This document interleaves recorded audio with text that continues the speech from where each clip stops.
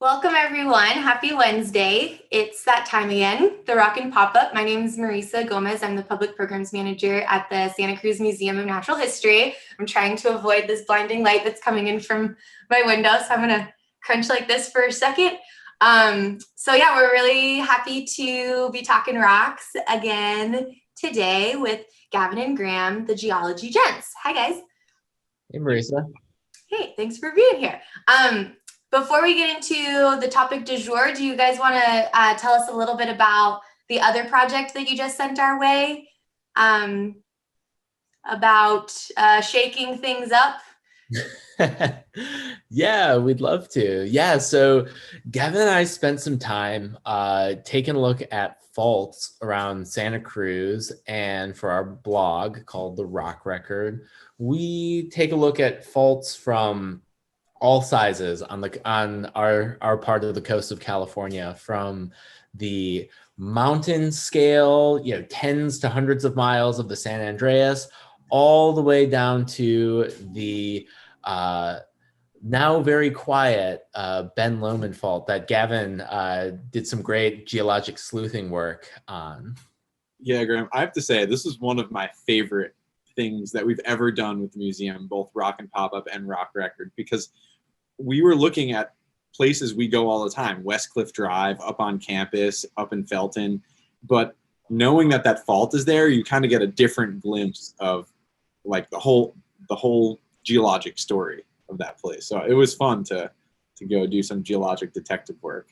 Absolutely loved it. I'm so grateful to have a new field guide to the seismologic aspects of Santa Cruz. So thanks for doing that for us. Can't wait to read the next one. But today we're talking about something else that's a little bit kind of like in the range of natural disasters, maybe. What are we doing today? We are doing volcanoes today. But I just think this is a fun one, and it's a good one for February because we talk about like things that we love, right? There's the Valentine's Day aspect of this that Graham really. That's right. Today we're gonna have a Valentine for volcanoes because just fallen in love with them. They're so warm and cozy. Well, they are warm, that's for sure. All right, take it away. Cool. So yeah, as folks may have seen, there is a rather famous Californian volcano behind me and Gavin, which we'll actually talk about a little bit more. We'll let some of you ponder on what it is. Maybe you can throw your guesses into the comments. But yeah, we're gonna take a look a little bit more closely at volcanoes.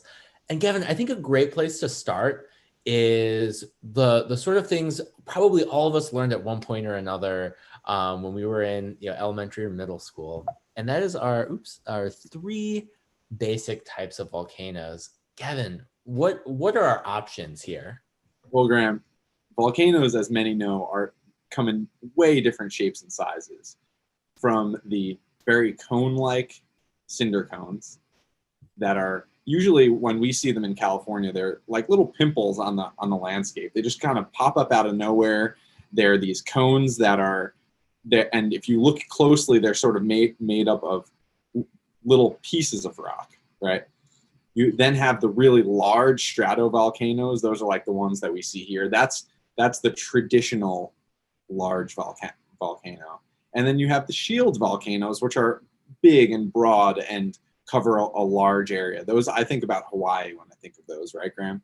Yeah, I think that's really great. And so yeah, you've got these whole things from like volcanoes that make up entire islands to these super tall mountains that come out of nowhere, to then basically these just like big rubble piles, just these gravel piles that keep shooting out little chunks of rock, our cinder cones. So yeah, and each of these aren't they really depend on kind of where they're forming and what's forming them, right? That's right, Graham. It's really cool when you kind of get into the nitty gritty, which is what we're going to do today, that there's a really good reason for the shapes and the sizes and the way that these volcanoes look. And that is a function of their lava type.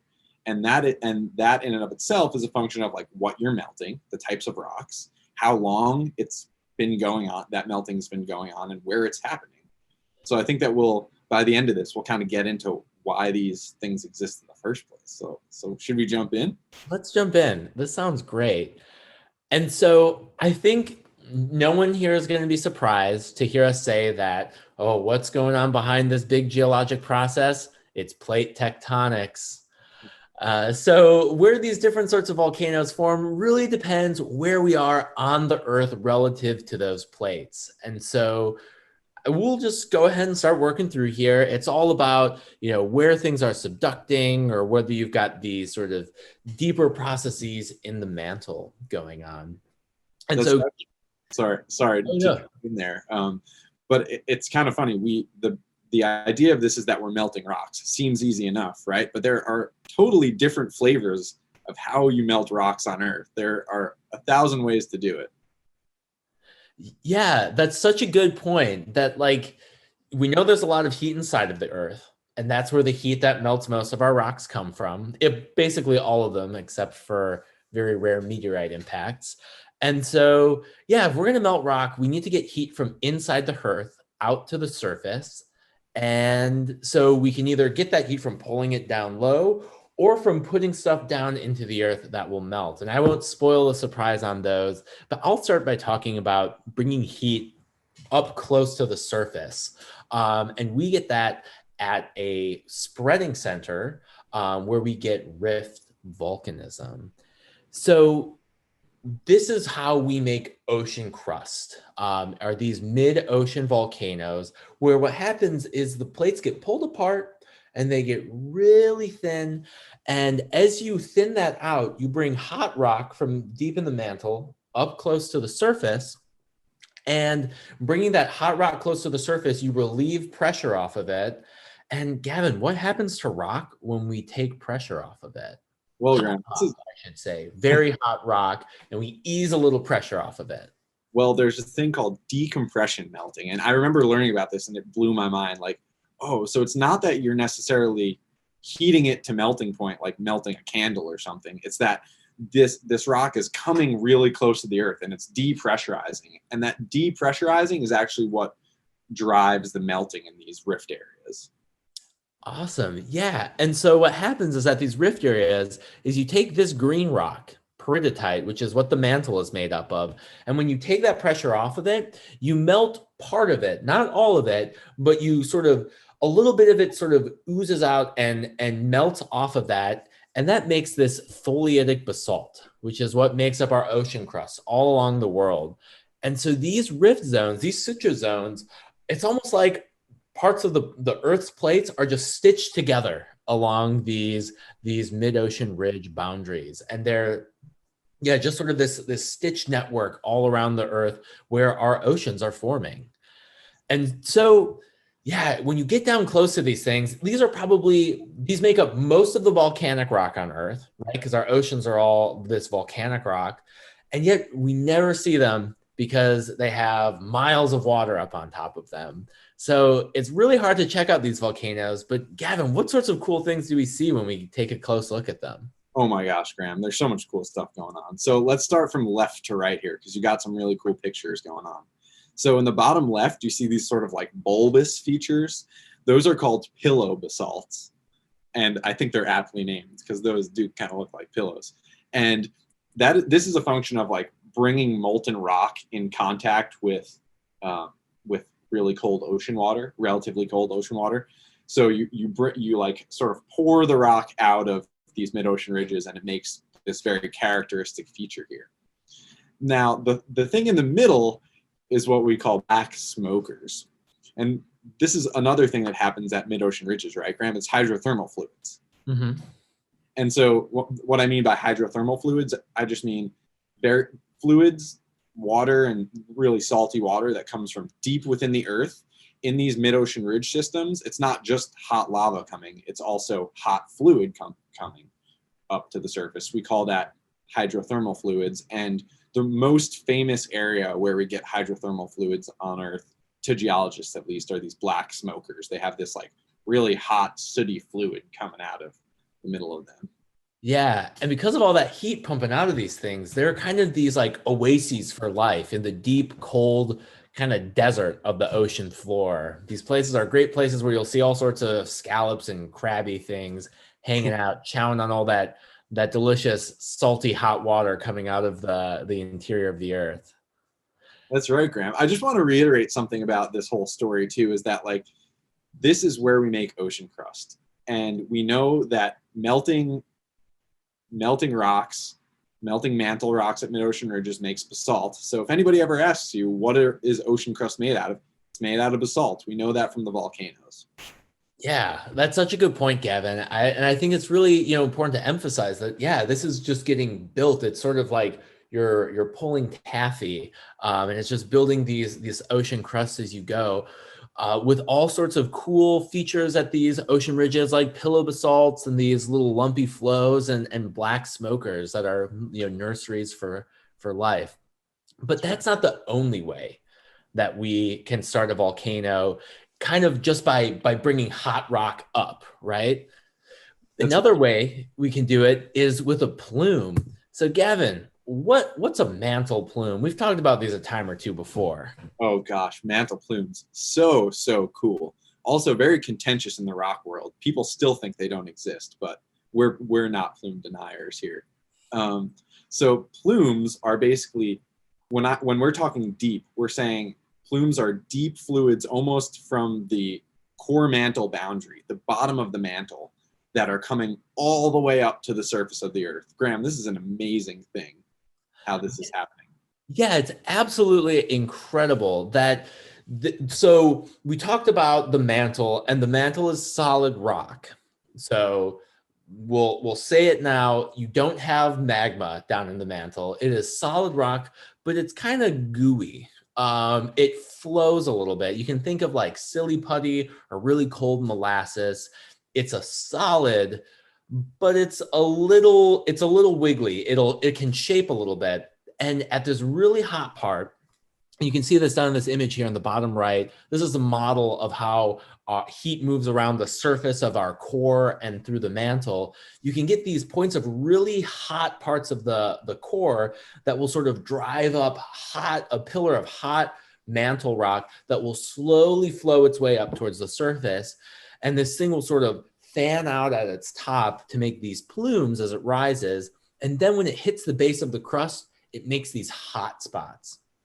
Right. And so you can see some maps of these hot spots across the Earth's surface. But once you hit these hot spots, all of a sudden you've got super, super hot rock from the very bottom of the mantle brought up in contact with the crust. And now you don't even need decompression to make this melt. It'll just start melting its way up through the crust.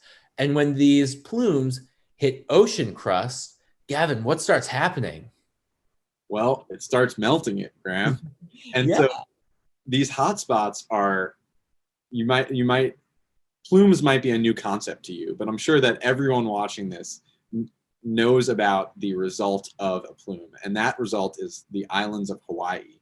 And so as Graham said, plumes cause hotspots, basically just points on the Earth's crust of continuous melting. And as the plates move over those hotspots, you get melting, you get tracks of melting. So this is why the Hawaiian Islands are a chain. You can see in the bottom left here is a picture of the Emperor Island chains, right, Graham? And those are formed as the plate above that hotspot moves. Yeah, that's right. And so, when these plumes hit the crust, they melt it, and voila, volcanoes form. And so those volcanoes start pumping that melted rock up. And these are those shallow shield volcanoes. And you can even see, right, you can see this on the Hawaiian Islands. They have some steep parts, but they also overall have these sort of broad sloping bodies. And so you build these islands up out of the ocean floor just by volcanism. But what's happening is, like you said, Gavin, plates are moving over the surface of the Earth. And so as those plates move, those volcanoes will eventually get their feed of magma sort of pinched off, and the new ones form. And so it makes these chains of islands that sort of track across, or islands, and then sometimes they just get flooded by erosion. They erode away and fall below the surface of the ocean. And so then they're just seamounts. But you get these chains of them, of these old volcanic islands all through the ocean and across the ocean floor. So that's what happens when it hits the base of the ocean. But when we hit the base of a continent, things start getting really exciting because you've got a lot of thick crust that you need to melt through.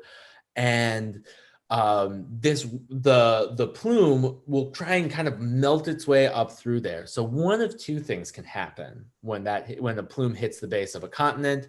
You can either start splitting it apart, which is what's happening in the East African Rift. So right here between the Red Sea, the Gulf of Aden, and this deep rift valley through Africa, you have this plume that's trying to force these continents apart.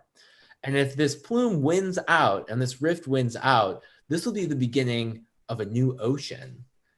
But sometimes there's not quite enough heat to form a rift. And what happens instead, Gavin? Well, Graham, you get a bunch of melting and you get a bunch of these weird fluids. And so folks might start to think, well, where have we seen that before? That is Yellowstone National Park. So in the Western United States, you have a really, really large, long-lived hotspot that is resulting from a plume. And Yellowstone National Park has had several volcanic eruptions as a result of this. And you have continuous hydrothermal fluids, just like those black smokers here actually on land that are being pumped up from really, really deep in the earth. Yeah, that's exactly right. And so what we see at Yellowstone now is lots of hot water coming up, heated from these shallow magma chambers. And of course, we know, or many of us have seen, or heard of Yellowstone as a super volcano. It's this great, big, giant sort of basin that we call a caldera from an ancient volcanic eruption that's collapsed back in. And there's a lot of magma sitting beneath there. And all these geysers are ways that the magma can sort of let off a little steam, pardon the pun, but lets them heat out at the surface. And Gavin, so we talked about rifts, we talked about hotspots. What happens when we put the two together? Oh, man. Well, we can just have to imagine that, right, Graham? Oh, but we're so fortunate it's happening on Earth right now. That's right. It's amazing that this actually happens. But Iceland is a really, really good example of what happens when you have a rift. You have the mid-ocean ridge that Iceland is sitting over, but you also have a really, really deep plume causing a hotspot in that area. And you just get a ton of weird things going on. There's pulling apart of the island itself, but there's constant new magma forming on it and a lot of volcanic activity, right, Graham? Yeah, and that's why Iceland's such an important volcanic location. But it is the only place on Earth where we can go walking across the mid-ocean ridge, where you can, by foot, without needing to be inside a submarine, be able to just walk from one half of the Atlantic to the other over the course of an afternoon, or even walk up along the spreading center. So it's a pretty special spot, especially for a geologist. That's right. All right, Graham. So we've not talked about all of them, though. We did rift volcanism, we did hot spot volcanism. This is bringing hot stuff to the surface of the Earth. But there's other types of volcanoes, and those are arc volcanoes. Yeah, and so how are these arcs forming? Well, Graham, there are two flavors of arcs, but to put it generally, to get arc volcanism, you need a subduction zone. So folks may remember subduction zones from the west coast of the United States. That's how you built up all of the mountains in North America. But there are even two kinds of subduction zones, and that's what we're going to be talking about today, because they make up different types of arcs. So we have continental arcs. Those are subduction zones where you have oceanic plates subducting under a continental crust. And then you have island arcs, which is here on the right, And those are where you have ocean crust foundering under other ocean crust. And so one's a continental arc, the other is an island arc. Great. So what do you say we dive into these continental arcs? Yeah, let's do the continental arcs first, because these are pretty close to home, right, Graham? Indeed. Yeah. So up until the about, I think it was 15 million years ago or so. What's a few million years among friends? But when subduction beneath California switched to the San Andreas Fault, and became a sliding fault rather than a subducting zone there, this sort of thing was going on, and it's going on today in the Pacific Northwest as the Pacific Ocean plate, the plates of the Pacific Ocean, in the Juan de Fuca plate, being a key one, is being subducted beneath the western coast of the Pacific Northwest. And there are tons of volcanoes up there, right? That's right, Graham. And if you look at it in map view, like we have over here on the right, they actually look like an arc. This is there. It's no secret as to why these are called arc volcanism, because subduction zones make these arc-shaped patterns, these arc-shaped volcanic fields in map view. But Graham, how exactly is the melting happening? Because we said it's not necessarily like really deep melting coming to the surface. It has to do with the subducting plate itself, right? Yeah, that's right. And so a funny thing about rocks is that you can get rocks really hot, close to the point that they might melt, but they're still just hot, solid rock. But something that kind of weakens those chemical bonds that hold the rocks together is water. And so there's something about the subduction zones that's bringing wet rock into really, it's bringing moisture and water into this really hot rock. Gavin, how are we getting this water down there on these subduction zones? Well, Graham, remember what's subducting is oceanic lithosphere. So these are hydrous minerals. You have a bunch of water in these subducting plates. And as they're being subducted, they're getting deeper and deeper. And that water is being driven out of that subducting slab, and it kind of is forced up into the crust above it. And that as that water is pumped into the crust above it, it causes a bunch of melting. And the thing about melted rock is that it's buoyant. So this melted rock wants to make its way to the surface of the earth. And voila, as you say, Graham, you have volcanoes there.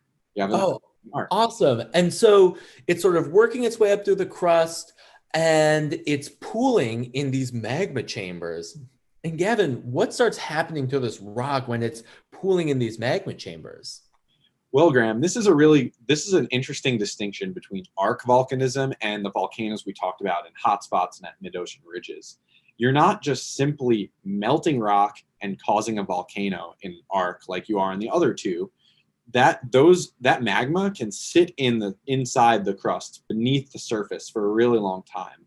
And what happens is that you start to change the magma. You start to crystallize out some things, and the rest of it gets really, really full of these light minerals. Specifically, you might think of silicon as one of those elements that gets really, really concentrated in the magma that doesn't crystallize. And that makes these magmas that eventually get to the surface of the earth in volcanoes much more, much lighter, much less massive, and much more viscous. So think of these as closer to honey than water in terms of viscosity. Oh, I like that. Yeah. And so that shapes the sorts of rocks we see erupting there. So we see rocks like andesite and rocks like rhyolite. And a good refresher, if anyone wants to really get back into the nitty gritty of igneous rocks, we had a long time ago now, almost a year ago, we did a Rockin pop-up on different igneous rock types that you can check out to refresh on that. But that's not today's topic. And we have another type of arc to talk about. That's right. And these are ocean arcs. This is how you make ocean islands. And so, Graham, you still have a subduction zone, but as we said before, now you're subducting ocean plate underneath other ocean plate. And a really good modern example of where this is happening is in the Pacific Islands. basically Japan to Taiwan. And Graham, what's going on there? Is it just like one subduction zone? No, you've got all sorts of plates sort of intersecting with one another. And as they dive down beneath one another, they're sort of, you can think of them as sweating, right? They're getting hot and the moisture is just being baked out of them. And that's driving melting. And you start building these volcanoes up out of the seafloor as you pump this magma that are up through the ocean crust and drive these islands up out of the water. That's right, Graham. And so you might ask, what's the point of distinguishing between a continental arc and an island arc? And this goes back to what we were talking about in the middle or at the beginning of the Rockin' pop-up today. And that is volcanoes depend on what you're melting and the duration of melt. And so these subduction zones are a little bit different than the really long-term continental ones, where these are sometimes you get melt to the surface a little faster and you're melting ocean crust, whereas on the continents you're melting continental crust. And we know that continental crust is different, it's more evolved, it's got different elements. And so in island arcs you get rocks that are more like the ones that are in the mid-ocean ridges and the hotspots. They're more basaltic to more intermediate. So they go from basically just melted mantle to some rocks that have been undergone the processes that we described for the continental arcs, but just not as much. Yeah. So in a way, almost the continental arc, those rocks that come out of there are a little bit more like the continents, and the ones that come out of the ocean arcs are a little bit more like ocean crust. Exactly. Sort of reflects where they're coming from. I like that. Yeah. Well, so Gavin, what sort of volcanoes are these? We know the shield volcanoes can kind of gurgle up out of those hot spots. We know that we've got the ridges, but in these arc settings, what sort of volcanoes are we making here? Well, these arc settings are where you get into the really volcano-looking volcanoes, the big cones, and these are stratovolcanos, just like the ones behind us here. And so some really famous stratovolcanos in the US, you have Shasta, we are all familiar if you drive north from here. You also have Mount St. Helens. And so these are continental arc volcanism. So they're very, very high in silica. They have a lot of gas inside of them. And so when they erupt explosively.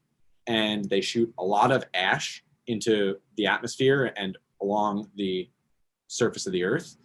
And they build themselves up. The reason why they make such large mountains is they build themselves up with new magma and also all of this ash that they spew out. And so you can see a diagram of that in the top right. And then in the bottom right, that's the Bishop Tuff. And this is in Bishop, California. It's basically a large, we're talking 20-meter ash bed that is spewed out of one of these volcanoes. So when we're not talking a little tiny ash bed, we're talking like a lot of ash that can be spewed out of these stratovolcanoes. Cool. Well, Gavin, I think have we covered a little bit of our love of volcanoes here? I think we have. I did introduce another volcanic type. Oh my goodness, I'm so sorry. I forgot this one.